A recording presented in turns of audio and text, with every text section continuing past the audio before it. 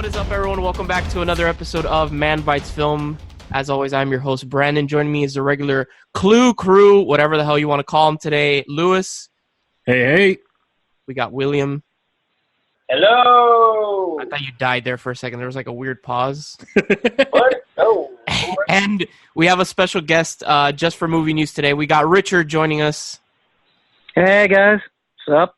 All right. So, as always, if you are joining us for the first time, we're a weekly movie podcast where we talk about movie news. We review one movie all together, and then we review 3 individual movies at the end of the show.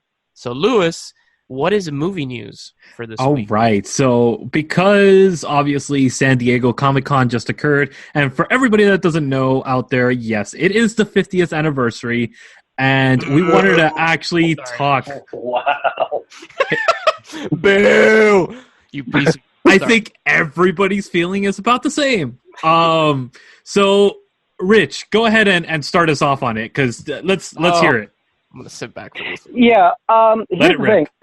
I did not actually experience San Diego Comic-Con this year for the 50th anniversary.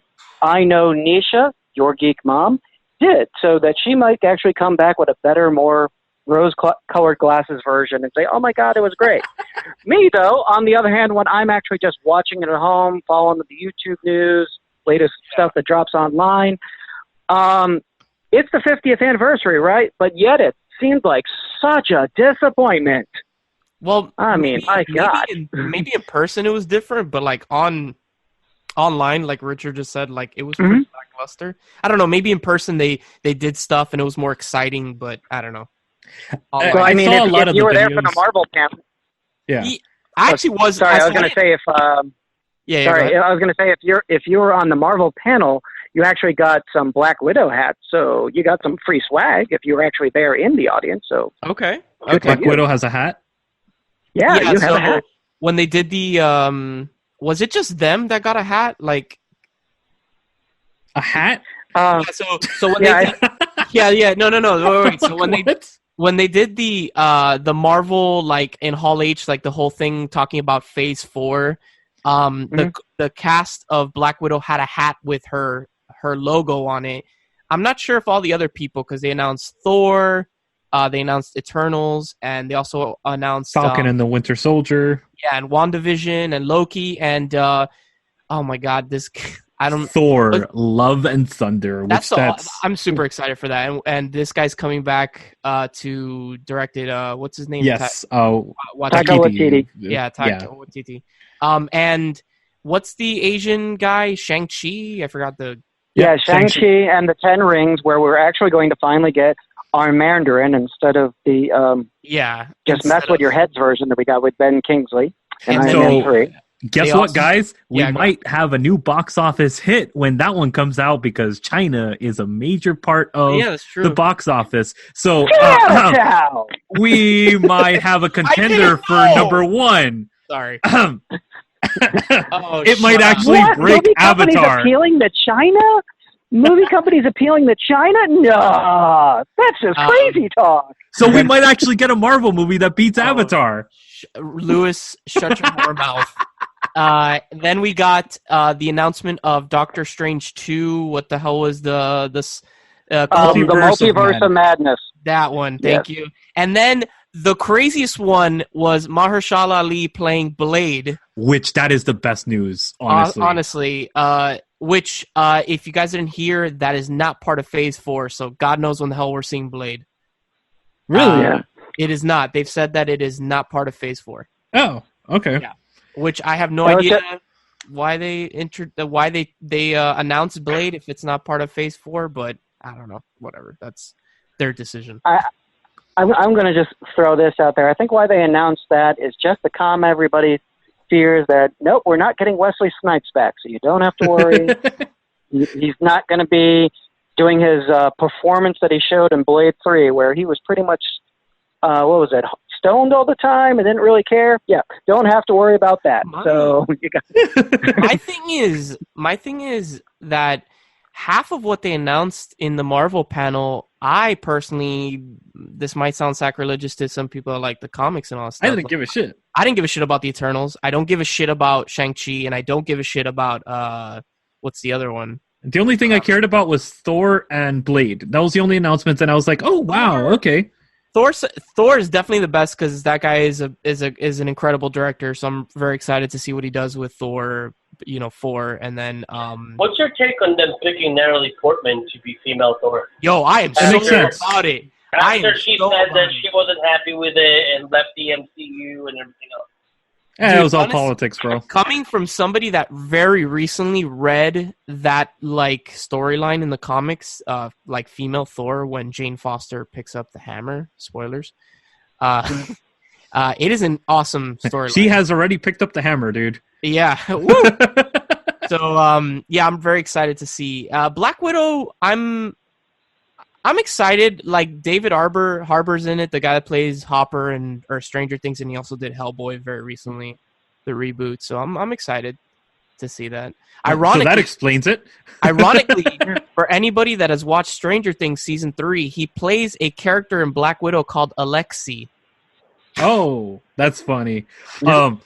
So actually, ironically, my news that I think was the best part of San Diego Comic-Con was not Marvel. Okay. It was actually DC. And really? Yes. I thought you would say Creepshow with Shudder.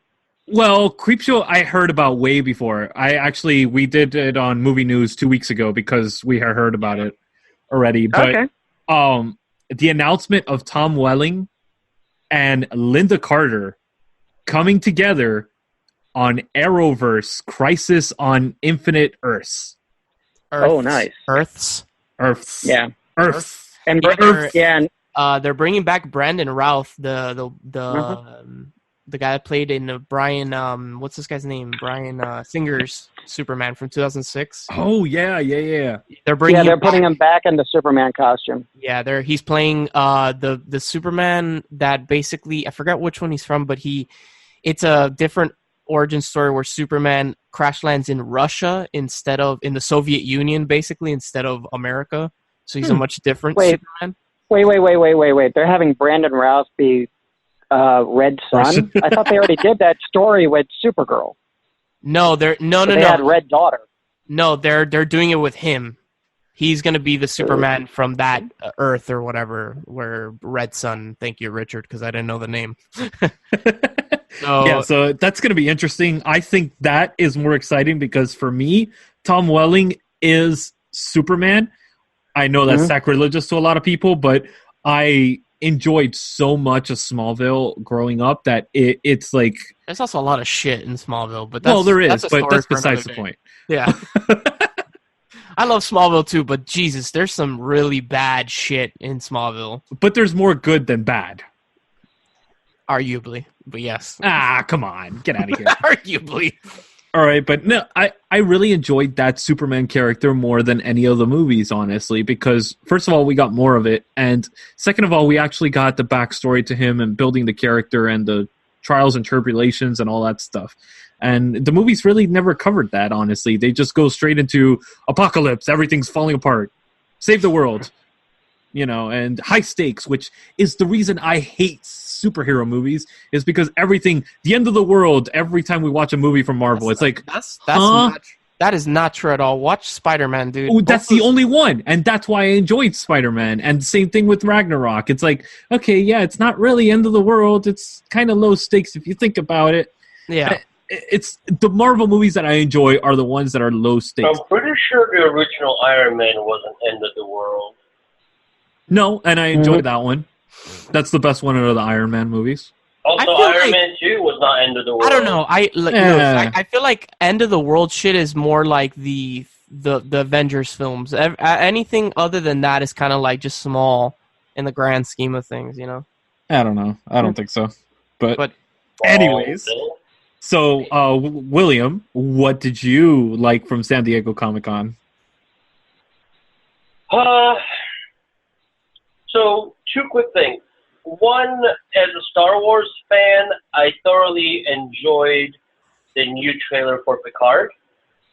Star Trek? Star Trek? Jesus Christ. Star Trek, or whatever. I call it Picard. Well, I think that's supposed to be the irony, is that Bill a fan of Star Wars. Thank you, Richard. Yeah. Thank you, Richard. As a Star Wars fan, I enjoyed Picard, meaning showing how good of a movie it is. That it piqued an interest for somebody that show. I mean, I've watched some episodes of Star Trek. My mom used to watch. You're such a fucking mess, William. You called it a movie. It's a show. Picard is a show?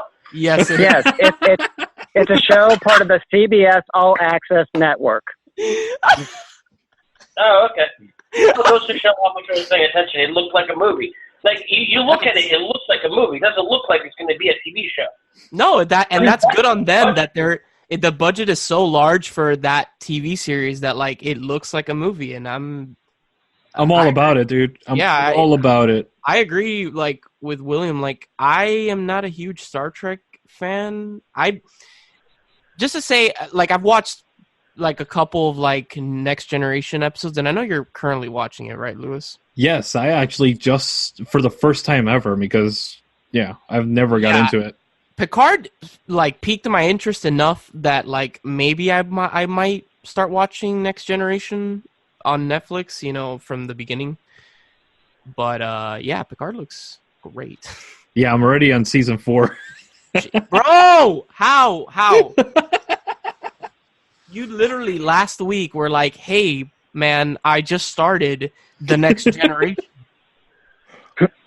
Do you have a TV in your bathroom? Like, are you shitting, showering?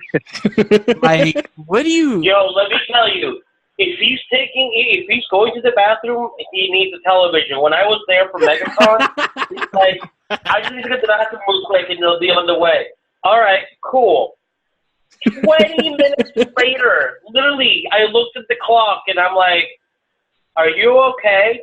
He's like, I'm getting ready to get out now. It took him another 5 minutes to come out the bathroom. Okay, you need to watch all these shows. A little insight into my cousin's life. That is not that bad. My man used to take like an hour in the bathroom. Moving on from my bathroom routine.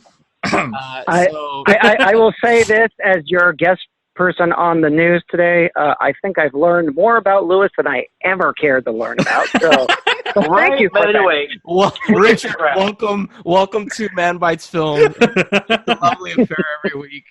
Yeah, we talk about dick farts and every joke in between. Dick farts. Yep. Mm-hmm. Dear God, did you fall down a hole? No, I just streamed Stranger Things 3. I'm good. Yeah, I mean, like, Lewis will be like, I'm going to the bathroom, I'll be right back, and he gets out and he's binge-watched the entire season of Stranger Things. It's like, that was a quick dump. Good to know. The other thing that I really liked was with Terminator Dark Fate. They could have done what everybody else did, and they could have just simply brought new trailer, new footage, dumped it on us, be like, here you go, hold on to this until the movie comes out. They decided instead to release a featurette, a behind the scenes, showing some new footage, but mostly showing that a lot of it is not going to be CGI. A lot of it seems that it's going to be, what's the word? Practical effects. Practical effects, yeah. Practical effects. And I love the fact that Eddie Furlong is coming back. Not just Schwarzenegger, not just Linda, but Eddie Furlong is coming back as well. I don't even know what that guy looks like nowadays. He looks exactly like him, just a little bit older. It was just like a lot of people were like, oh, he's gotten so fat, and I hope he loses weight. Like, obviously the entire internet was trolling him already, but he's lost a lot of weight. He just looks like an older version of himself, and I love the fact that they're basically scrapping anything after T2. Cameron's back at the helm, and he's like, we're just going to proceed like nothing else happened. That's why all three are coming back. I just can't, man. Dark Fate. I don't know how they're bringing Schwarzenegger back because, for those who don't remember, Schwarzenegger kind of melted himself at the end of T2. But, hey, we shall have to wait and see. I don't know, man. Dark Fate looks really There bad. is always a way, especially in time travel. Dark Fate looks, in my opinion, just looks cheesy. It looks really bad. At least the special effects, they look unrendered. So Yeah, I'm like, I don't know about that. Like either that or they're going for like freaking TV style special effects, and I'm like, I don't know about that. Yeah. So far, I'm thinking on Dark Fate for me. I am perfectly fine with seeing it on a $5 movie day on a Tuesday. That'd be good. That way, at least if it is bad, I don't feel bad. But I spent lots of money. I just go, okay, $5. That was cool. If it's great, then I can talk it up and go like, oh yeah, you definitely want to see it. You know, that's my decision. AMC A-list. So I'm not actually spending any money on it. Yeah, that will not be my movie of the week. Nope. It's not worth the movie of the week. So that's what I get 3 of them. Hey. So coming from the resident cheapie, I'm definitely not going to be spending my $11 on watching Dark Fate. Yep. Sorry, Richard. I was cutting you. Yeah, I'm definitely going to say this.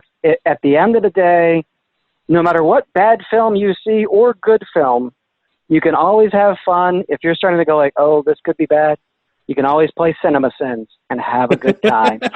Yes. True. Or if you're out of CinemaSins like I am, you can always go back and watch the new trailer of Cat. By the way, going back to Star Trek, did you guys hear that? You know how Quentin Tarantino's been talking about that he wants to make an R-rated Trek film? Well, he says that it will be set in the Chris Pine timeline, so the alternate timeline that started with the 2009 JJ. But Simon Pegg says that he will not work with Tarantino. Interesting. Yep. But there's this whole drama. I don't know what it is. I wasn't able to find any articles or anything about Simon Pegg. I feel like Tarantino won't do a Trek film about the Enterprise. It'll be like something on the side, kind of like what Voyager and Deep Space Nine are to like Next Generation, like that kind of stuff. Like a side story. No, that doesn't sound like Tarantino's MO. Tarantino's MO would be like, hey, remember 60s and 70s? Yeah, exactly. I'm bringing that stuff back. So I see him totally almost even rebooting original Trek series of doing his own. Okay. Which he's actually said that he wants to do TV series after he finishes this last quote-unquote movie that he's going to direct. Now they're saying that he's in talks with Uma Thurman to do Kill Bill 3. I'm like, yeah, they keep saying that. Like, they've been saying that for 10 years, dude. And he's already in talks with Netflix and Amazon Prime to do TV shows. The only one thing I can say about a Tarantino Star Trek is if there isn't Samuel L. Jackson playing a Klingon who gets to say MFer, I'm going to be sorely disappointed. He needs to say his classic line. That is Tarantino. Say Khan one more time. I dare you. Say Khan one more time. Do any of you guys? I know Lewis used to watch it, but Richard and William, I don't know if you guys watch The Walking Dead. They showed the season 10 trailer during Comic-Con. I've stopped watching. I've lost viewing it. So I think I stopped about season 7. So it's been a couple seasons since I last watched it, but I mean, I know what's going on, and I know that it's basically this season's going to be Negan and Daryl taking on the Whispers. There's the Whispers, which I have no idea what the hell they are, but just imagine a group of people that cut like the skin off of zombies and wear the skin. Those are the Whispers.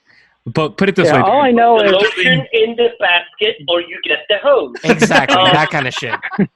Well, wait a minute. Let me jump in real quick. I know I still kind of get the graphic novel every now and then from my comic shop. So whenever they decide to finally end that series, I at least know I can get caught up reading all the graphic novels. They did actually. Well, that's pretty good. They pulled away from the graphic novels for the most part, but also they announced that they are no longer doing the graphic novels. That's coming to an end. No, it already finished. The last issue was this month or last month. Yeah, it was this month. So I got to wait for them to take the time to get the graphic novel to come out. Okay. Literally, well, it's not the graphic. It's like the single issue, but yeah. So the graphic novel will be coming out probably by the end of this year. They'll print the final volume. But yeah, like Robert Kirkman, the creator, basically out of nowhere was like, "Yeah, this is the final issue of The Walking Dead," and people were like, "What?" Yeah, like, we're done. Yeah, we're done.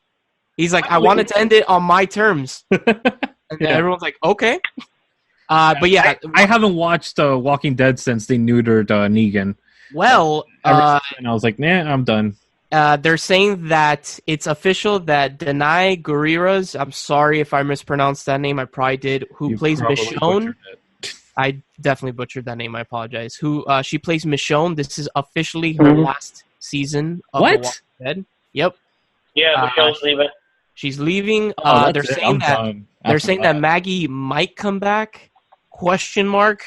So... which is funny. There's nobody left from the original cast. Yeah, no, Daryl. That's it. Daryl, that's it. But that's because they know if they let Daryl go, the show's done. Daryl and Carol, those are the only two. Daryl and Carol.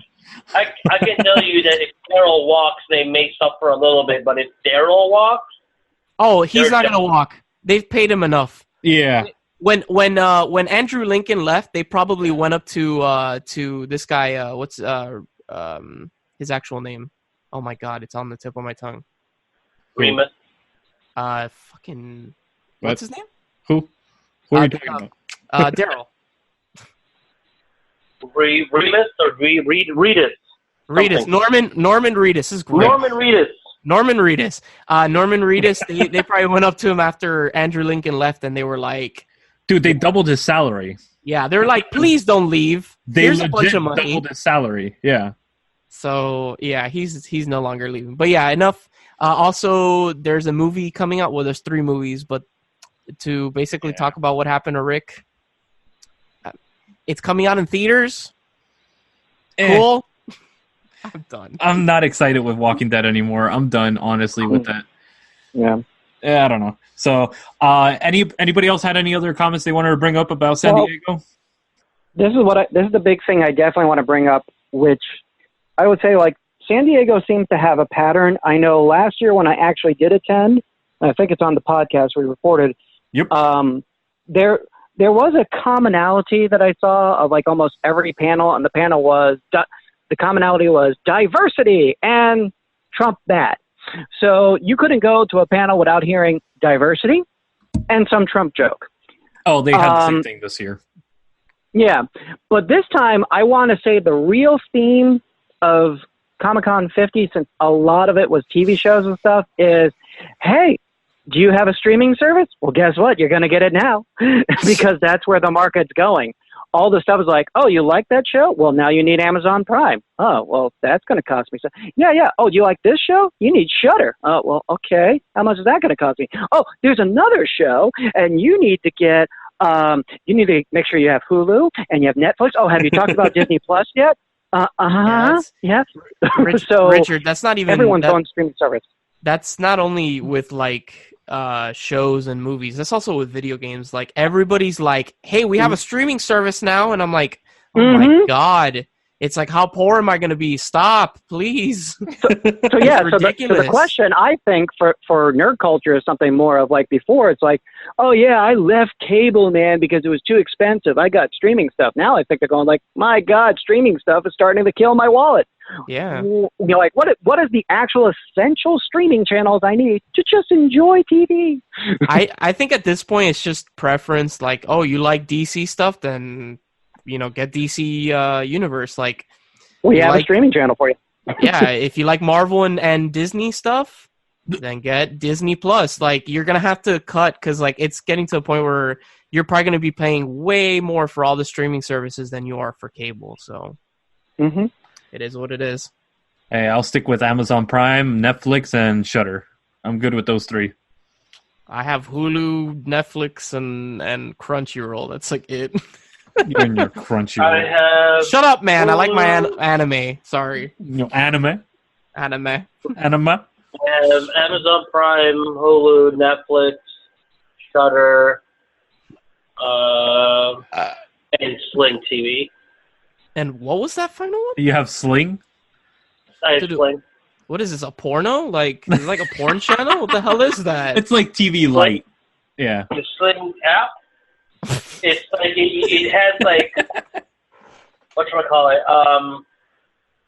It's like cable, but it only carries like certain channels, and you can either watch it on demand or you can watch it live as it happens.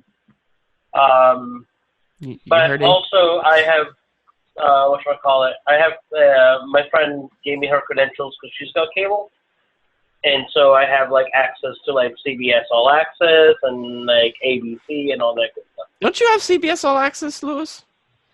Not anymore. I had the free trial. That's the only problem with like if you want to watch Discovery and Picard, it's like there's another one. I'll get it when and Picard comes out. Twilight. Sorry. I just had like a brain fart and I was like, Twilight, like the vampires? No, wrong. No shiny wrong vampires. Thing. Wrong thing. All right, guys. Shiny vampires are getting their own streaming service. You heard it here. William has a really shitty porn streaming service. I'm kidding. Hey, the one thing about Sling is I can understand your confusion because all the commercials make it seem like they're swingers, but they say they're slingers. Do you so? Okay, so I understand the confusion. I wouldn't mind slinging with her at all. Oh, shut up. Exactly. I'm done. Okay, I'm ending this segment. No more dad jokes. Anyone have any final? No, that wasn't a dad joke. Do you know who the spokespeople are for Sling TV? No. It's oh my God, what's his name? Yeah, it's the real life husband and wife couple. Have you ever watched the actor who played Ron Swanson? Ron Swanson and his wife in real life. No shit. Is on Will and Grace. Yeah, I know who she is. Yeah, that's awesome. Holy crap, I didn't know they. So I'm like, that wasn't a dad joke. I would sling with her all day, every day. Yeah, so would I. Alrighty, guys. On that note. Wait. Let me say this little final thing since I did mention the streaming stuff. Yeah. I'm going to say this: San Diego Comic-Con as a nice little final note. The message was clear. F you, pay us. You want to watch these shows? It's War of the streaming services. That's what it's going to be, guys. Oh yeah, next 10 years, brother. Next 10 years. Okay, so thank you, Richard, for joining us on the Comic-Con exclusive, not really exclusive, but something along those lines. The inside Comic-Con recap. Yeah. Thanks, man. All right, guys. On that, I'm gonna bow out. Peace. Hey, man. All right, guys. So stay tuned after this quick little break, and we're gonna come at you with our new, not so new segment, the movie bucket list. Welcome to an exploration of sight and mind, a travel through the world of films and the artists that bring you these masterpieces. Do you love films, directors, actors, cinematographers, editors, composers, or any of the hundreds of artists that bring you these feats of art? I am Luislacau, your host into the world of films, your guide to Man Bites Retro.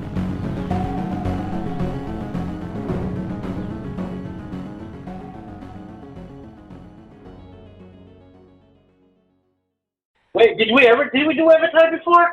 We haven't done Avatar. We're going with Avatar, baby. Hang on a second. Is it on there?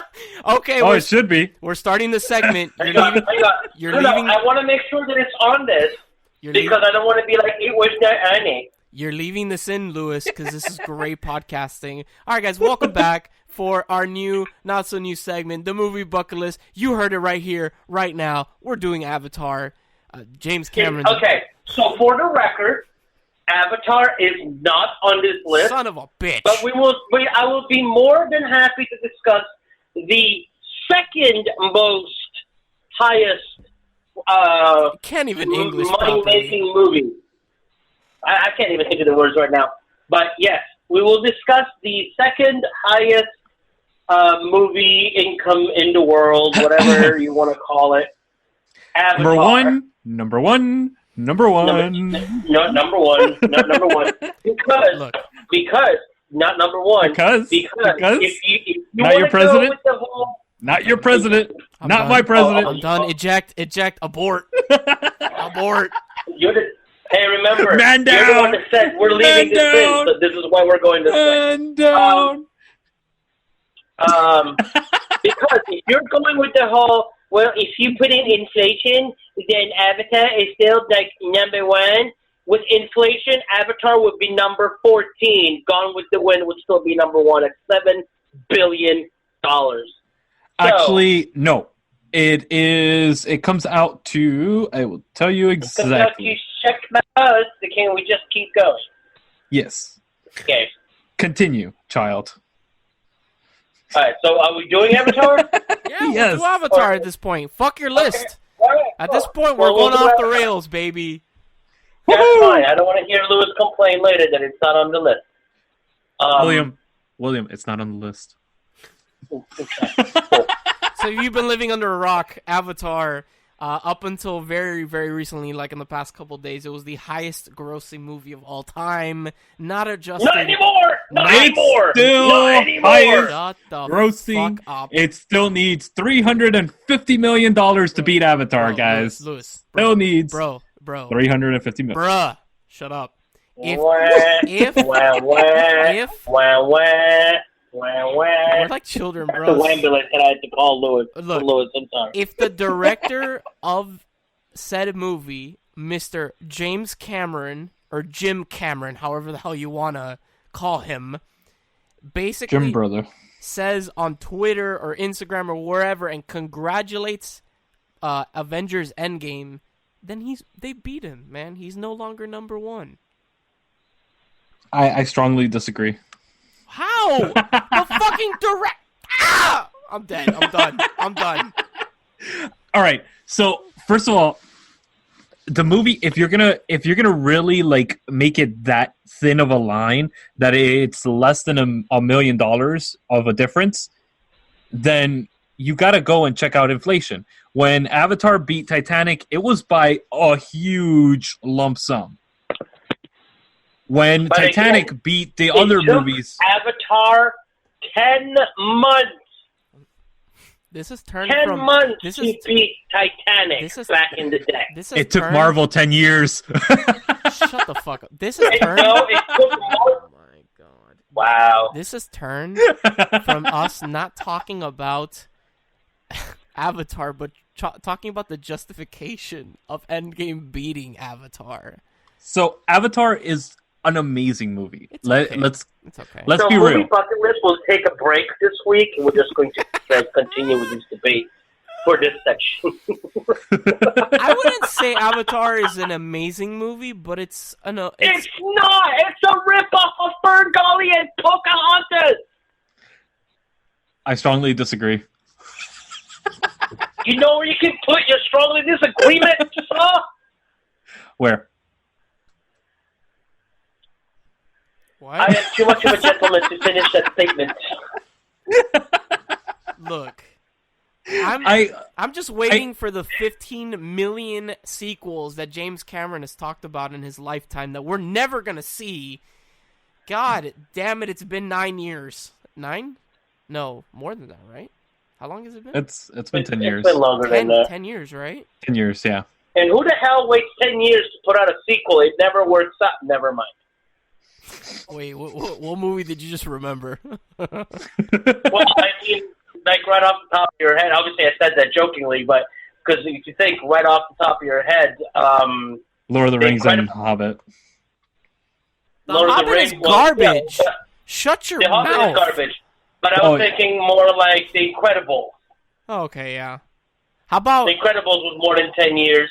And there's, look, oh my God, T2. there's a sequel coming out. T2 was 8 years after Terminator 1, right? I think. Exactly, and another James Cameron movie. Yeah. No, but honestly, yeah, but no, there's a sequel coming out soon that we're like, I'll flat out say oh, it it. only took them 10 years. I'll flat out say it. James Cameron's best movie is The Abyss, and I'll fight anybody. Yep. The Abyss is incredible. Fuck all his other movies. it I like is. Titanic. Yeah, no, that was a great movie. Yes. Titanic. That was an original story, unlike Avatar. No, it wasn't. Mysterious Island. It's fucking Mysterious Island from Jules Verne. And it's been done a million times in movies. So no, it's not an original story. It's He just has done a well. quip for everything. I'm done. Everything. Just a comeback. Can't just leave all right, it as no, it is. but like, all right, guys. So original story. What? Oh, going back to movie news, I love how nobody talked about Rambo coming out in like. Who cares about Rambo? Oh, ow, ouch! Slow the fuck down. Anyway, we'll get back to it. All right, back to Pocahontas in space. So, all right, it's still a good story. Think about it. Like, break down the actual story and take away all the bullshit that you've the facade that you've made it become and all the negative energy that you're putting into this film and actually watch it for what it is. It's Pocahontas. It's Gone with Wool. It's fucking Fern Gully. It's Gone with the Wool. Dances with the Wolves. Dance with the Wolves. Thank you, that one. Sorry, I apologize. I butchered that one. And Fern Gully. It's all like very, save the planet and all this bullshit. Okay, which is a million other films too. It's fine. But it's done well. I'm not saying that Avatar is a bad movie. I think what it does very well for the time, the special effects were really good. Not only the special effects, but it's just a popcorn movie, guys. It's a popcorn movie. It's not something that's supposed to mind-bodily change your view on life or anything like that. It's not about that. It's about having fun, doing the journey, and going into this world of science fiction. All right? That's what science fiction is about. By those exact same thought process and standards, so is the entire Marvel universe. Yeah, but this is done well. You're never going to win with that. Speaking of the Marvel Cinematic Universe, can we talk about that Zoe Saldana is on both of stars in two of the highest grossing movies of number 1 and number 2. She's in Endgame playing Gamora and also she plays, I forgot the chick's name in Avatar. She's in Avatar as well. She's a love interest. I completely forgot her name. But yeah, she hit it big, man. Yeah, seriously. She hit it big. But honestly, if I ever go to Hollywood, I want her agent. Right? I really do enjoy the movie. It is a good movie. I will give you, it is extremely overrated. Yes, it is. But I enjoyed it when it was still like kind of a weird, this is this random movie that's starting this whole thing in 3D, and it's actually proper 3D. That's the only reason that movie was number 1 for so long is because of the fucking 3D, dude. Oh, yeah, 100%. And they re-released it, so they basically cheated, even though Endgame did the same shit. But they only re-released it and only made $20 million, which in the amount of the dollar amount that it released, that was nothing. And that was, 2 years later or something like that they did that? So it kind of made sense when they're releasing some type of, I forgot what edition it was or what was going on with it, but there was something that happened that they released it for. It was the extended, isn't it an extended version of Avatar? Yes, but I think it was when they were releasing that DVD, the extended edition DVD. So they released it in theaters first, and then they did that so they could, make more money off of it. But I hope my mic caught that. I just farted. Sorry. Jesus Christ. Oh, man. And it smells. Sorry. That's what I think about this movie. Actually, no. I just think that he has better movies. I think Titanic is a better movie. And I agree. And I said earlier that I think that The Abyss is his best movie. I would say The Abyss, followed by Aliens, T2. Okay. I didn't mention Avatar. I didn't mention T2 and Aliens, but those are both incredible movies. I just really like Titanic and The Abyss. And I love what do you call it? Piranha 3D. He did Piranha. I love that movie. Yeah, he did Piranha 3D. Oh my! Wasn't that in the 80s? Awesome. Yeah. No. Yeah, it was late 80s. I did not know he did that. That's incredible. Yeah. Honestly. Like, he hasn't done a bad film. And that's what I'm saying. Like, he really has not done a bad film. And... Yeah, he did. Know. Oh, shut your face. So too has done a horrible film, like bad film. Tell me, which one? Avatar. Oh, shut your face. I thought you were actually going to get something original. You walked into that one, but you walked into that one at fucking first. That was great. I give it a 5 out of 10. No, I think it deserves to be on the top 100? I think it does. Yes. I think it does from a CGI perspective and everything, but like I would probably put it 30 to 40 if you're looking at it from a CGI perspective. I don't know, man. I know I'm kind of dick riding Titanic, but I feel like the special effects for the time were really good. And like For Titanic? Oh, hell yeah. Yeah, like Titanic had some really good fucking effects for 97. Well, yeah. Yeah, no, like, if we're talking Titanic should be, like, top 20. Oh, yeah, for sure. Especially when it comes to, like, the effects. Yeah. But talking Avatar, and given, like, the difference was, like, most of Titanic was not CGI, yes. whereas 90% of Avatar was CGI. Correct. But I will probably put Avatar 30s. I would give it that. In the 30s? Yeah. I would so check it out. James Cameron. 80s. Piranha 2, The Spawning, 1981. Terminator, Aliens, The Abyss, Terminator 2, True Lies, Titanic, Ghost of the Abyss, okay, I'll give you that one. That is a bad movie. And Avatar. Those are the movies that he's made. The man is like fucking Kubrick. Damn, did you just put him and Kubrick in the same sentence? What's going on here, my dude? Right? What happened? Well, think about it. We're getting out of control now. Terminator, Aliens, The Abyss, T2. Those are fucking amazing movies, dude. They are very good movies. So, I mean, like, if you actually put it into consideration and everything, I have Kubrick films and James Cameron in my top 50. Pretty much all of them are in my top 50. Wow, I never would have expected my cousin to dick ride James Cameron this hard, bro. Like, I never thought about it until now, and I was like, oh, shit, you know what? Damn, okay, no, that one's good. That one's on my top 50. Holy shit, that one too. It's just, it checks off every box. I was like, dude. Interesting. Wow. You gotta call a duck. And that ain't no duck. If it quacks like a duck. Sorry. All right. Quack, quack, quack, quack, quack. That's duck's word. I'm gonna put Avatar in the 80s ish. Damn. Yeah. Damn. Okay. I give it a 10 out of 10. That movie. Honestly. God it's damn. Fucking great. Chill. Okay, can you let go of your hard on? We get it. You like Avatar. William, what do you give Avatar? Like, for real, besides the bullshit arguing that we're doing. Oh.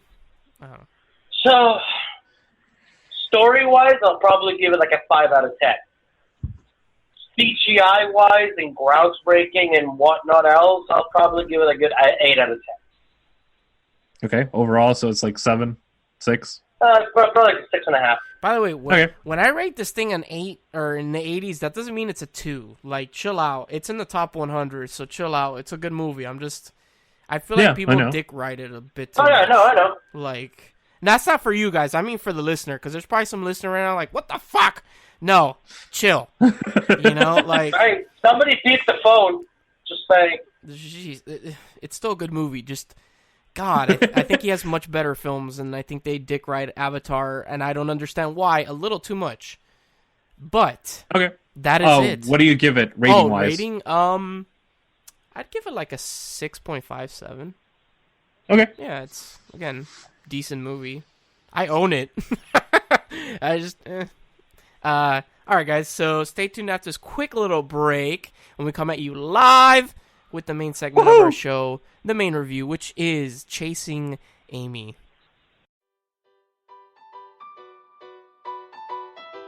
Hey, you lovely nerds. This is Nisha M., your geek mom, from Diversely Geek. Diversely Geek is a global non-profit that promotes self-acceptance by highlighting the positive message of fandom. We're all fans of something that has affected us for the better. We like to express that love by embracing our inner geeks with you all on our podcast Diversely Geek Discusses. We also have a podcast for any Whovians out there called Doctor Who in Review.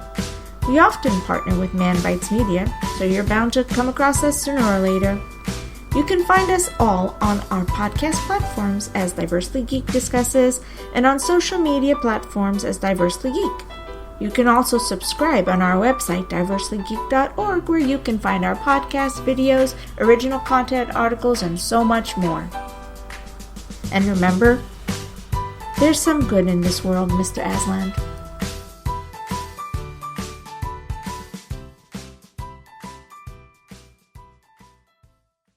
Alright guys, welcome back for the main segment of our show, the main review live, which is... Live.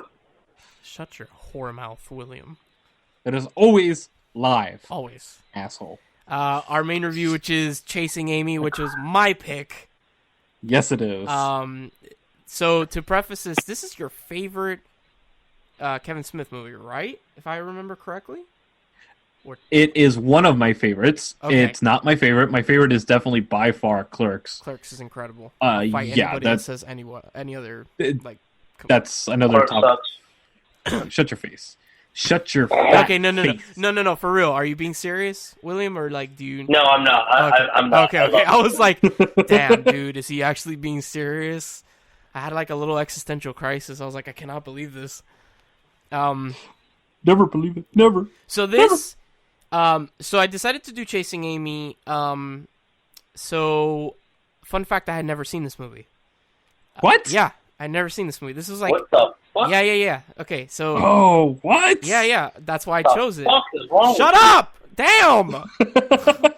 God. Jesus Christ. That's why I picked it. And also, Is it?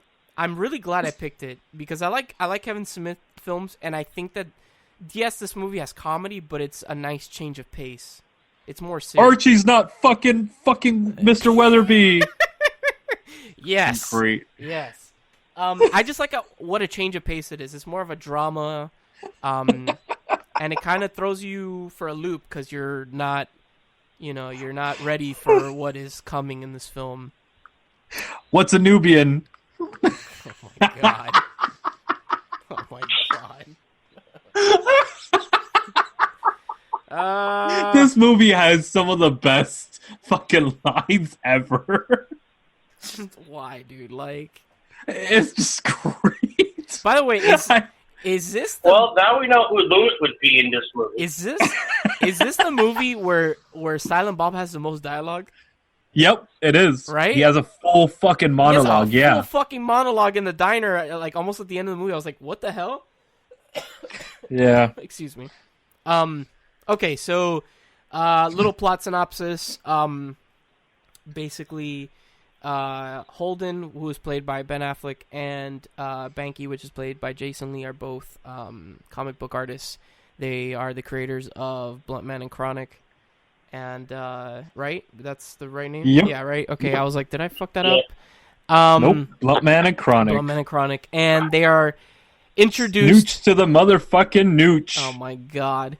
They are introduced by their friend to another comic book artist by the name of Alyssa Jones, who's played by Joey Lauren Adams. And basically... and she does a great job in this movie, dude. Dude, as annoying as her voice is, and I don't mean to say... It really is. It really is an annoying voice. She's, like, really attractive in this movie to me, for some odd reason. In this odd way, Wait, who? yes. Alyssa, the main girl. The main chick. Yeah, the main chick. I think she's attractive. Oh, okay. You don't think so? I'm assuming not because of that. Whatever. Well, up until now, I thought it was Renee Zellweger. I love this show. I love my friends. God, I love this shit. You know what's funny? She does look like Renee. And no, I am not being funny. I straight up thought it was Renee Zellweger. Who? Oh, look, she was in Big Daddy too, and Mallrats, and Jay and Silent Bob, and The Breakup. She was in Biodome. Look. Yes, she was in Biodome. Okay. Okay. She was in Coneheads. Yes. So she is introduced to both of them, and basically Ben Affleck's character Holden starts like gaining feelings for her, and then he finds out that she is a lesbian. And well, yeah. Yeah. For lack of a better term, I guess, or whatever, Yeah. bisexual, lesbian, I don't know, something along those lines. Which for the 90s is pretty like I don't know. It was risque. It was risque for the time. And there's a lot of gay bashing in this movie. I mean, yeah, like a lot. Mostly Banky. Yeah, right off the bat, when they're at the convention and the guy drops the F word. Yes. To the gay guy. Yeah. And the gay guy's like, "Oh, it's so sexy when you say it," and kisses them. It's like, best. And by the way, those people that don't know what word I'm talking about, it rhymes with maggot. So you can say it if you're not saying it in a I'm like you can. I'm okay with.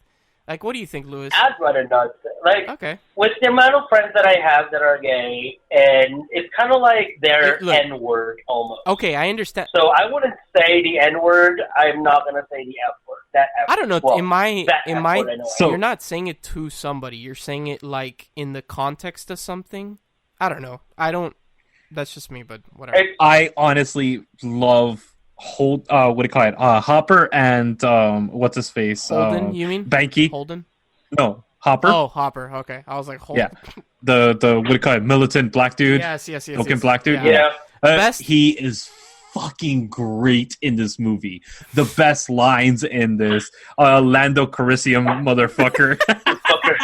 No, best scene in this movie. It was awesome. Best scene in this movie is when Banky is signing the comic books, and Casey Affleck comes by and he's like, "You don't get your autograph from him. He's a fucking tracer." And he's like, "What?" And he's like, "You're a fucking tracer. I'm out of here." I'm like, "Dude, this is ridiculous." So I will say, when I first watched this movie, it was a long time ago. Yeah. And I didn't really enjoy it all that much back then. But having been older and wiser now, but also having gone to conventions now, which I did not do back then, it definitely adds a whole level of humor and understanding. There's something, and we've all seen those people at conventions that have to give everybody a hard time. Yeah. And it's just shut the hell up. There's something really sad about this movie, at its core.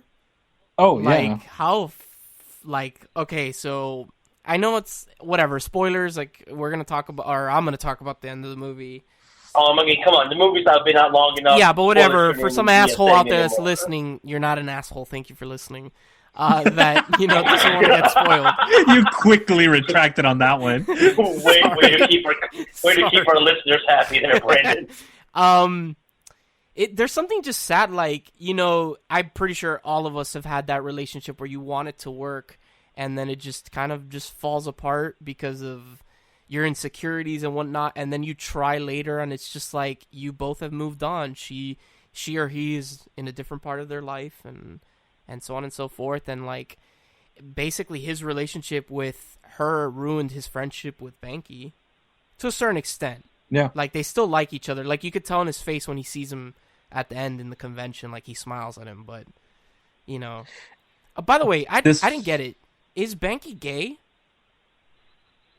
It doesn't say it. It was more I'm willing to experiment. Why not? Okay, because, when he says that at the end, he's like, "I know you love me," and Banky's like, I was like, oh, is Banky, which totally makes sense why he does, not the homophobic slurs and all that stuff, because he kind of exactly. is, protecting himself or whatever, so. It would make sense, yeah. It would make sense. But this movie, for me, honestly, I was so happy when you chose it, Brandon. You do not understand. I knew you were going to... See, okay, I hadn't seen it, and I knew you were going to like this pick. Fuck William. Sorry, I love you very much. Screw you. Yeah, way to keep a co-host happy there, Brandon. I love you. I love you, man. I love you, Poppy. Sorry. I love you, Poppy. Wow. I honestly, this movie was... It hits a special place for me. It really does.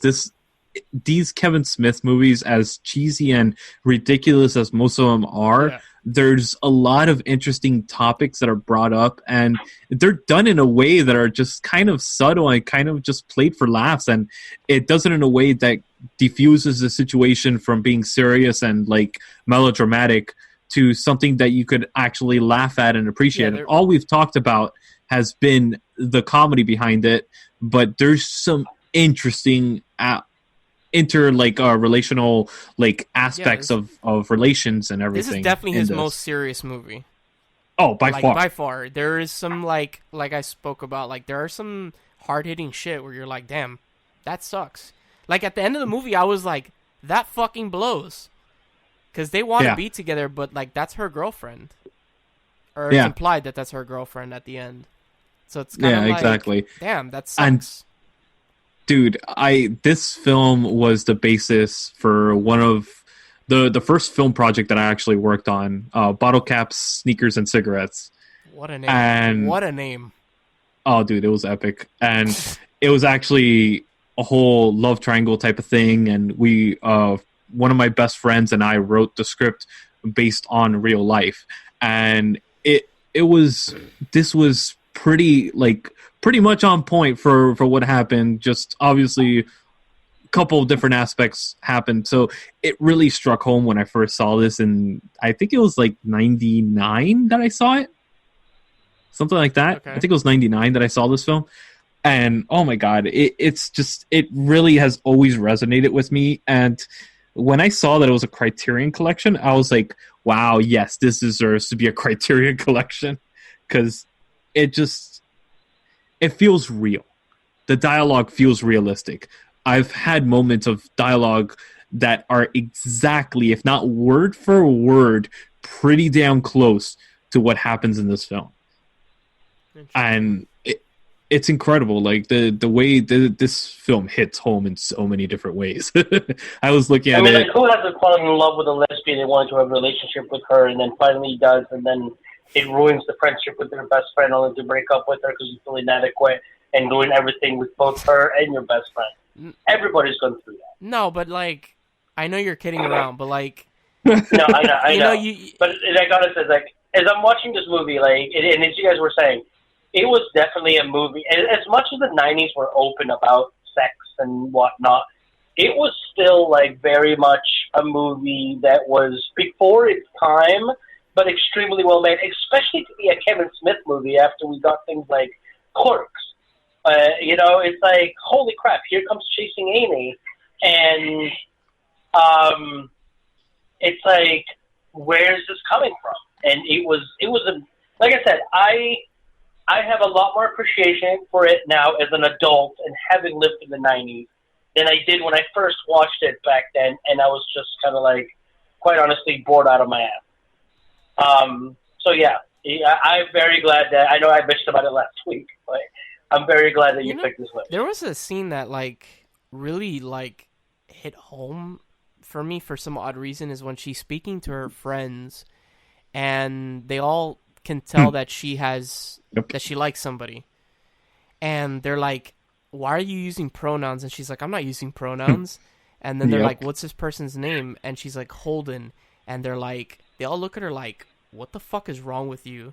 And they're like, another one bites. Like they're judging her. Yeah, and they're like, another one bites the dust. I'm like, god damn, that's like cruel as fuck, dude. Like, but that's the truth, dude. That's how it was in the 90s. I will say that I laughed a little, like, chuckled a little bit when she's like, why are you using the pronoun game? Because the only thing I could think of was, she would be great at CinemaSins.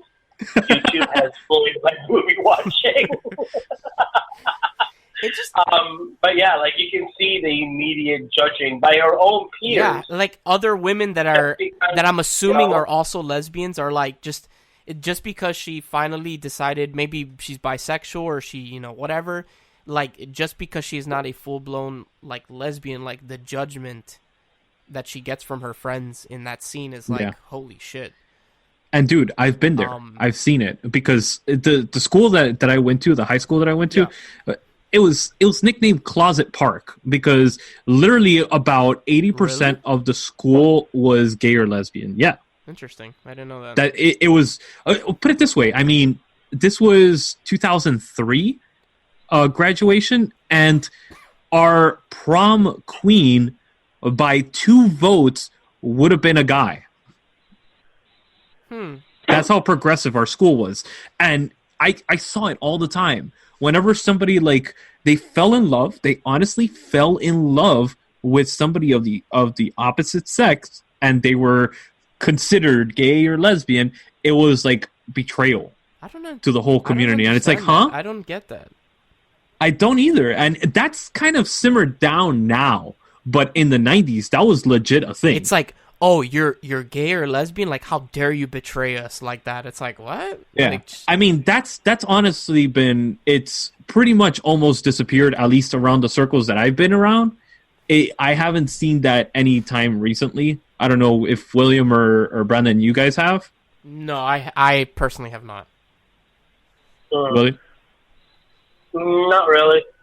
Not anymore, but before it was like a common thing, and I love how this film does it. This is definitely, I would give this a 9 out of 10. It's such a good movie, such a good movie. It really is. I totally agree with you. Like, coming from somebody that this was their first viewing of this movie, and I am a Kevin Smith fan. It's funny, but it's also a breath of fresh air to see Kevin Smith kind of hit issues that are more serious. And and I mean, Kevin Smith says the whole point of the film. Yeah, like he himself says the whole point of the film in the longest monologue by Silent Bob ever. Exactly. Like, it's a really good movie. So yeah, I completely agree with you. I would give it also a 9. So William. Oh yeah, definitely a good 9 out of 10. Nice. Discount Renee Zellweger. That's what it is. English, motherfucker. Discount English. Renee Zellweger. Jesus. Discount Renee Zellweger. I honestly thought it was her. You know what's funny? I swear to God, put I could totally and see Renee that. back in the 90s next to each other and tell me that you would not be able, like you would not mistake them. I could see. No, that. I could totally see it. I'm just busting your balls. I thought like her squeaky voice, which I will say that's probably the one thing that takes away from it for me, because her voice, it started annoying me a little bit. It was just a little too squeaky for my liking. I thought it was just her making a voice. Because I was like, she did not sound this squeaky during Jerry Maguire, but, you know, it's whatever. More power to her. But I mean, the whole premise, the whole everything is great. While we're talking about the Jay and Silent Bob movies, I know that I saw Brian O'Halloran. Wow, I put it out. Oh my God, what the fuck is happening? Brian O'Halloran. Yeah. Dante. Yeah. So I don't know if I ever mentioned this before. He is an ordained minister in real life. Yep. And the reason why I know that is because he married my roommate. What? Get the fuck out of here. Yes, he was the minister that married my former roommate, but my roommate and her husband, and like he's like best friends with like my former roommate. But oh wow! He married them. He was the minister at their wedding. That's how I know he was an ordained. He's an ordained minister. Like they have Thanksgiving together, and like I haven't gotten to meet him. But I mean, if he's anything like my roommate is, he's like an amazing guy. Oh, dude, I met him at SuperCon like 2 years ago, and he was freaking hilarious, dude. Hilarious. Chances are my roommate was there because usually when he goes to conventions, she'll be there.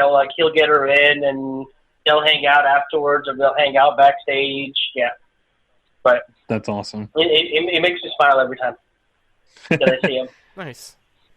All right, but yeah, like very very good pick. All right, guys.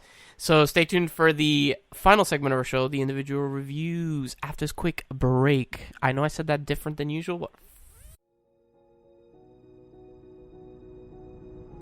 As the songs of awakening rang through, the world was created. The silence was broken. Middle-earth, with its rolling hills, broken mountains, flowing rivers, and beautiful forest, was created. Cellar Door is a journey into the mythology, the mystery, and the beauty of Middle-earth. Sit back. Close your eyes. And imagine.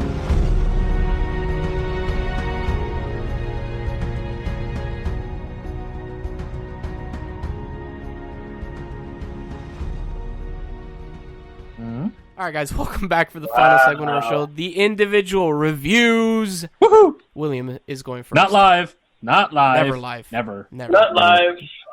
Yeah, William is going first. Refer to yourself in the third person. Right? The Phoenix will enter first. Okay. That one took me a minute. I was like, huh? Oh, yeah. William Phoenix. Whoops. Oop. I had a doip moment, all right? So, Doip. when we got back from Europe the other week, me and the girlfriend were just sitting on the couch trying to find a movie. And we picked what we thought was going to be a fun, outgoing movie that we were both going to enjoy and was going to be entertaining for what it was. How's the movie outgoing? And because it goes out the window after a while. Wah. Well, that's what you get first. You ask stupid questions, you get stupid answers. Play stupid games, get stupid prizes. So we settled, unfortunately, on Littlefoot. Smallfoot, not Littlefoot. Smallfoot. The kid doesn't even know the name of the movie. Well, I mistook you with like the dinosaur movie. With Smallfoot. Yeah.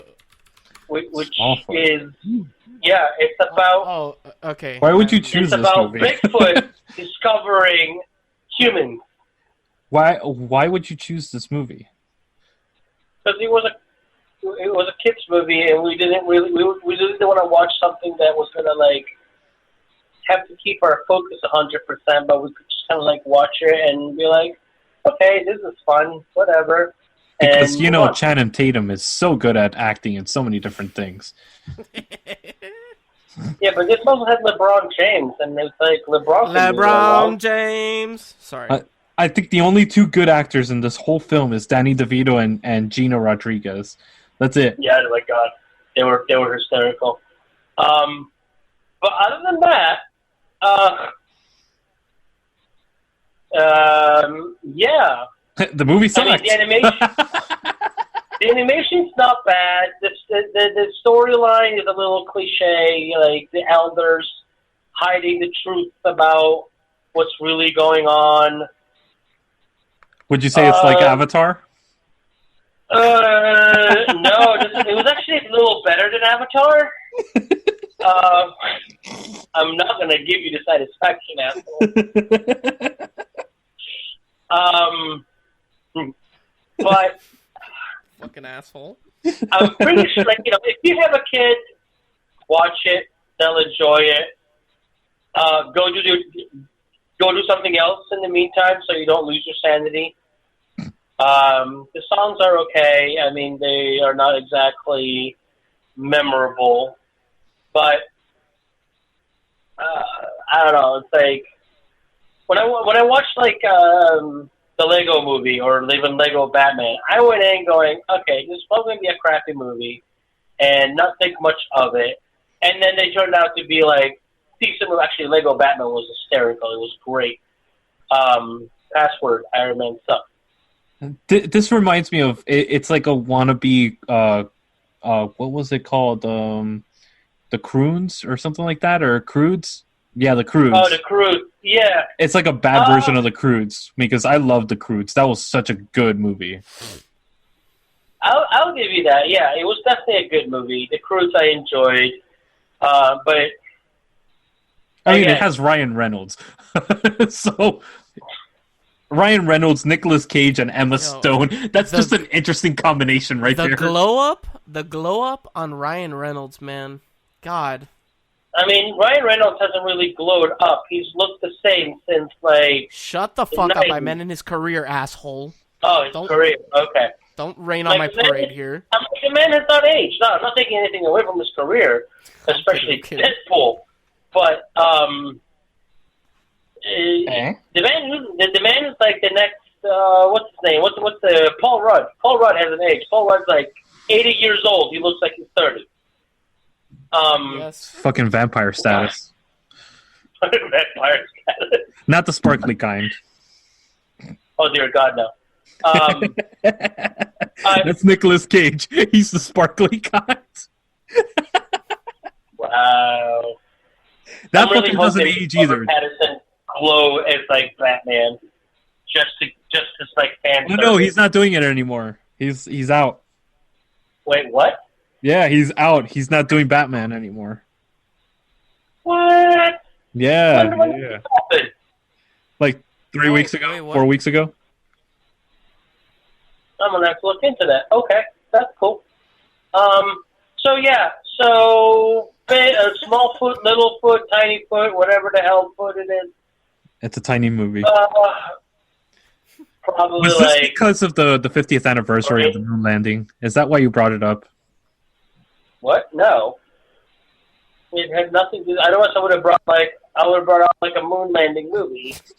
I would have done like Apollo 13 or something. It's got nothing to do with the moon landing. This guy's fucking phone, dude. Jesus. Plug your show while you're at it. Dude, it's like boop, boop. Like every other word is like boop. I have to see what it is because like my phone's literally like 3 feet away from me. It's not even like. Listen to the show and you'll notice. Well, yeah, but even before when Brandon was talking, and I was like, oh, there was a beeping. There was a phone beep, and it wasn't mine. Because if I can hear it, then obviously it's not coming from my phone. Mm-hmm. Whatever. Anyways, what do you give? Back to small foot or food. little foot? Small food. I can't even English properly. Food. What are you, Canadian? Yeah, food. A boot. A boot? A boot. Which, speaking of Kevin Smith, have you ever seen Tusk? I have not. I know he did it. What did he do? Good. He wrote it? He wrote and directed it. Tusk and what's the other one? Yoga Hosers. Oh my god. It's fucking great. Oh, it's so good. Anyways, moving on. Yeah. Sorry. Finish your thing, William. I did. I gave it like a 3 out of 10 and told you if you watched it only if you got kids. Oh, okay. Perfect. All right. So my turn. Where's the streaming on? Where's it streaming on? HBO. Okay. Are you sure? I am sure. All right. So I am going to be talking about a historical piece that is streaming on Netflix. It is a limited series, only 6 episodes long, and it is called Thelasttzar. Oh, I thought you were going to say Chernobyl. No. Thelasttzar is a chronicle look at the fall of the Romanov family and dynasty. And this is, for anybody that doesn't know, the Russian, basically, king and queen. And this is Anastasia, basically, right? Yes, correct. And Anastasia was a Romanov. Yes, exactly. And it goes into Rasputin coming out and doing his whole thing and kind of corrupting the whole family. And that poor family, dude. Dude, it goes... That poor family. It does kind of... Have you guys either of you ever seen The Crown? With Matt Smith? No, but I've seen pieces of it and I know it's like super like slow and... This is very much like that. It's like Anna Karenina and all these movies that are period pieces. So, is this a documentary or it's an actual show? So, it's a show with a twist of documentary. It's narrated in some aspects, but it is highly stylized. So it feels like a show, but it's also narrated as well. And it does like mockumentary style, and it actually sits down and interviews people, modern people that are historians about the Romanovs, and cuts in between that. Interesting. Yeah, okay. It's very interesting the way that this is done. It's something I've never seen before, and I actually really enjoyed it because not only are you getting an actual historical retelling of the story, but you're getting actual facts from historians. Didn't they fucking like torture this family or something? Yes, they did, and it goes into all that in the show. it is really intriguing. It's 6 hours long total, whole thing, and it flies by. It really flies by. It's a film that will it really like intrigues you and pulls you into the show, and it really like makes you feel for what the family went through. And the acting is on par with The Crown, which is superb. I honestly give this a 9 out of 10. It's well deserving that rating, and the cinematography, the what do you call it, the music, the way that the music plays in this film or show is so well done that it doesn't feel overbearing or anything like that. And then the acting, each one of the actors portray the characters so well that even the biggest problem that I have with period pieces is that I can't tell people apart. Like, I really can't tell people apart because they're all wearing the same shit. All this shiny bullshit and all this stuff. And this show does such a good job of separating people and creating different personalities and creating completely different aspects of the same family. I know this is like nothing to deal with like movies or whatever, but like it's just incredible, like these poor children that like they were killed because of their parents. Yes. Yeah. And it's just like this girl was 17 years old and was basically like brutally murdered. Like it's just yeah. It's just it sucks. Yeah, it does. It's like, damn, dude. It does. And this human beings were terrible. Yes. We're fucking horrible, man. And this shows kind of the stupidity of the Romanovs and what started them on the downward spiral and what created communism as we know it in modern history. And it's just, I'm a huge history buff, so I was so into watching this, and it got recommended by a friend of mine, and I was like, yes. And as soon as I started watching it, I was like, wow, this is amazing. It's like The Crown with kind of like really good documentaries. It's kind of a mix of both.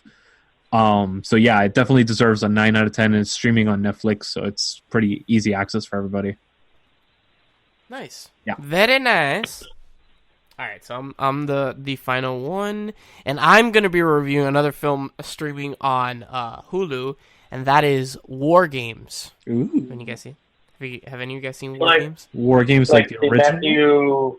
The Matthew Broderick. Like Matthew Broderick? I mean, yeah. Yeah. Okay. So I had never seen it. This is another film that of course I've heard about, and I've seen pieces of it on television, but I'd never gotten around to actually sitting down and watching the entire movie. So I was like, oh, perfect. It's streaming on Hulu. Let's go. So you and your Hulu obsession lately. Hey man, there's a lot of good stuff on Hulu. Like Netflix is getting old, man. Their selection sucks. I refuse. Nope. I don't mean to say that. I don't know. Maybe like Hulu's the new toy since I haven't had Hulu for like that long. Yeah, I getcha. But whatever. And I do think, like, a part of me does think that their selection of film is a tad bit better on Hulu. There's more variety, more what I like. Yeah, I'll give you that. Okay. But so this is streaming on Hulu. This stars Matthew Broderick and Ali Sheedy, who both star in 2 separate John Hughes films later on. And this is interesting because I'm not used to seeing Matthew Broderick in like a serious role. Me personally, I don't really like follow him like that. Why are you laughing? I mean, Biloxi Blues. This to me personally, so I haven't seen many Matthew Broderick films in the grand scheme of things. So, you know, like when I think of Matthew Broderick, I think of of course, Ferris Bueller. And The Freshman. I think of the really shitty Godzilla film. I forgot about that. Not anything Disney. Oh yeah, what did he do Disney again? He was Simba. There you go. Oh yeah, I forgot about that. Fuck the Lion King. That movie sucks anyway. I'm gonna choke you so hard next time I see you, Brendan. I swear to God, I'll make you pay for that one. Sorry. You dick! You dick! So Wargames is about Matthew Broderick, who, he's kind of like your recluse, like, nerdy dude who's like into hacking and all this shit in the early 80s when computers weren't really a thing. Like watching this movie, I thought to myself, how the hell does this kid own a computer? You know how expensive that must have been? Yep. Like, this is 1983. Like, home computers weren't like a thing back. They were, but like not everybody had them. So just watching him, like, this kid, I wonder what he did. His parents are rich or whatever, but whatever.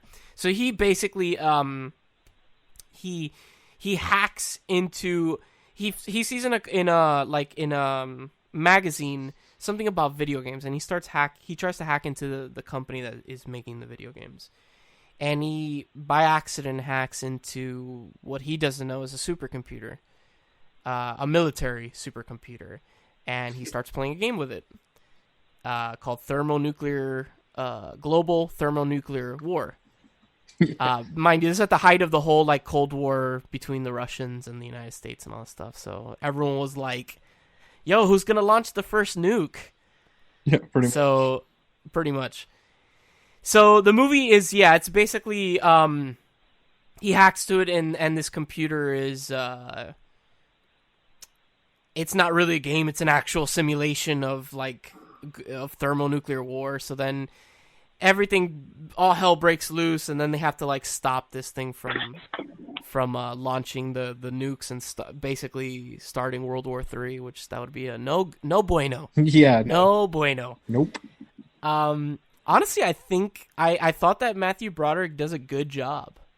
I actually think that it's nice seeing him in a more serious role. Again, I don't really follow Matthew Broderick. I know he probably has serious roles that are probably better. Yeah, I would say better. Wargames. I mean, he does a lot of shit. William's like, I disagree. I mean, his best Matthew roles... Broderick, I mean, I like him. I got to meet him recently, actually. There's a podcast place in New York. I forget what the name is right now, but it's where I got to meet Matthew Broderick there. I got to meet Zachary Levi. And he was promoting a movie, an indie movie that he was making. Okay. And he's really nice. He just always seems like he's out of it. He has that almost I don't want to be here look on his face, which I'm not saying that he doesn't. It's just like the way that he looks. He's promoting to dust.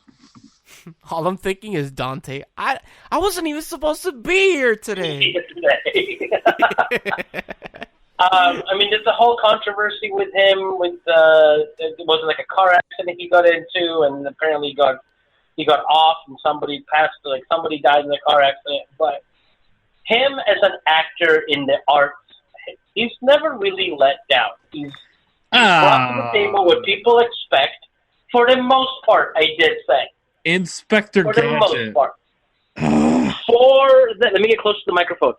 For the most part. The producers, deck the halls. Well, the producer was not bad. Oh, God, if you're going to bring up Inspector Gadget, the producers was a masterpiece. Yeah. Compared to... Moving on. Okay. Moving on. Back to Wargames. Back to Wargames. Ali Sheedy does a fine job. She's Godzilla. There. I mean Godzilla. What the fuck? Sorry, I had to. It's okay. Honestly, the most part. He has 4 good movies out of what? Somewhat of 4 good movies. 78. Jesus Christ. If you want a political drama, I guess, Wargames is good. It's definitely a thriller. You have the whole racing against the clock, trying to stop World War III from happening. And I think Matthew Broderick does a fine job, and so does Ali Sheedy for the times that she's there. I'm waiting for you to slip and call her Ali Shitty. I'm just waiting. Every time you say her name, I'm like, oh, Ali Shitty coming up. It was fine. I enjoyed it. I would definitely give it like a 7. It has his far-fetched things like when he hacks like the dial thing, the numpad for the door. I'm like, bruh, like, come on, man. That's so fucking far-fetched. And he hacks into like a payphone. I'm like, what the fuck is this? Hey, people actually used to hack into payphones, actually.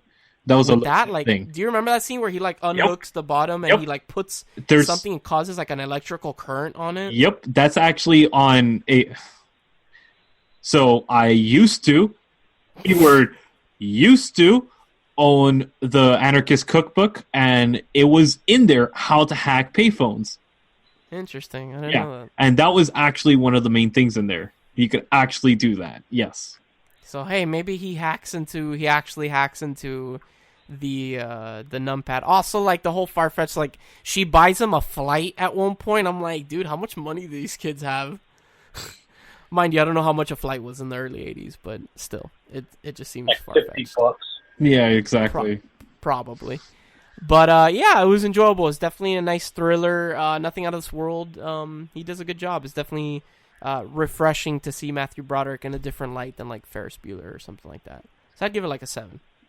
So there's 7 movies out of 76 that are actually good. Excuse me? Oh, he's like still on the whole Matthew Broderick is not that great of an actor. Oh my god! You know what? Ferris Bueller is enough in my eyes. Like he could have done nothing else in his career, and he still would have been an amazing actor. That is a 0.1% good movies in his career. 0.1% good movies. Still better than what Kubrick has put out. I'm not even going to dignify that with an answer. But no, I do love Matthew Broderick in The Freshman, Ferris Bueller, obviously The Lion King. He's also in Glory. Do you guys like that movie? I like that movie, but his portrayal is horrible. And of course, our wonderful movie, Brandon, that we both have enjoyed a lot, Election. Yes, I forgot about Election. That's a good one. Of course you forgot about Election. Just like you forgot to watch it like 6 months. Yeah. You know, I didn't make you watch Punished Films until that happened. Oh, I watched it. I eventually watched it, and we did review it long, long ago. But that's a story for another day. So, William, it's your turn this week. It is. And I'm going to take a different approach than just having selected a movie to my liking. I am going to play with the Wheels of Fate. Oh, God. With the what? The Wheels of Fate. The Wheels of Fate. Now, what does that mean, some people may ask? Good question. So I have turned on my game system, and I'm going to basically go in one direction, because like it goes around. Basically, imagine like a circle, like a Wheel of Fortune kind of thing. On which app? I'm going to. That's the thing. I haven't picked the app yet. The app is going to be random as well. So the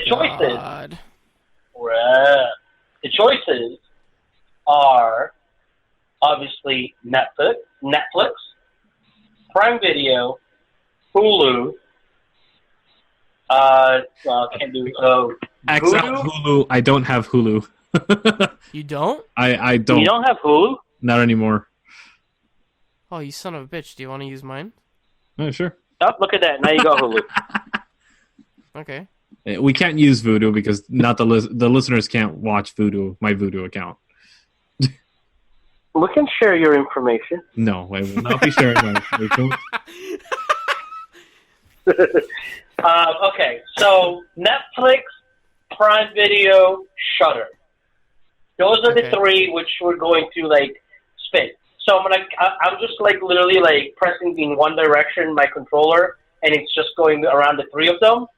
And I'm going to count to 3, and I'm going to stop and see where it lands. And then that'll be the app that we pick. then I'll go in there and I'll go into like trending now or new releases or whatever. We got and it. Just pick the movie. See what comes up. All right. Jesus Christ. Something new, something different. I'm getting You're like turning into Lewis, man. Just do it. Wow, with the insults already. 1, 2, 3.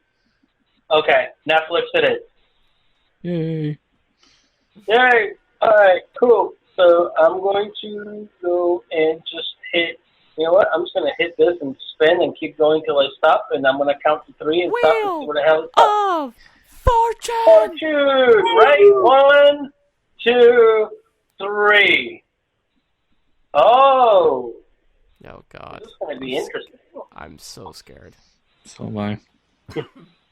Well, it looks like I've played with fate and I have brought honor to my family. Mulan? Are we watching? Yes. What? It landed on Mulan. We're watching Mulan. That's the movie of the week. I'm about it. I'm super happy. I love Mulan. My So am I. Lewis is dying over here. He's like, oh shit, this piece of shit movie. All right, guys. Well, so you heard it. That's what you get for. No, hey, for it making was us fair. Watch. It was. But It was fair. that's what he gets for making us watch the Holocaust, the cannibal Holocaust. And now you have to suffer through Mulan. Okay? Cool. So that's my pick. It's Mulan, which should also be in the top 100 movies ever. Yeah, I don't know about that. All right, guys. So you heard it here. Mulan for next week. As always, if you enjoyed our show, visit manbitesfilm.com. diverselygeek.org, and now you can see my main man John over at Narcotic Casserole. Oh man, I thought I was your main man. What the hell? What the hell, Bobby? What the hell? What the hell? Yeah, he's part of the whole Manbitesmedia family, so you can catch his stuff on our podcast services or channels, not services, because we don't own services. But you get what I mean. Thank you, William. You're most welcome. Thank you, Lewis. Thank you, Brandon. As always, I'm Brandon, and we'll see you guys on the next episode of Man Bites Film. Mulan. Ugh. It's a good movie. Mulan!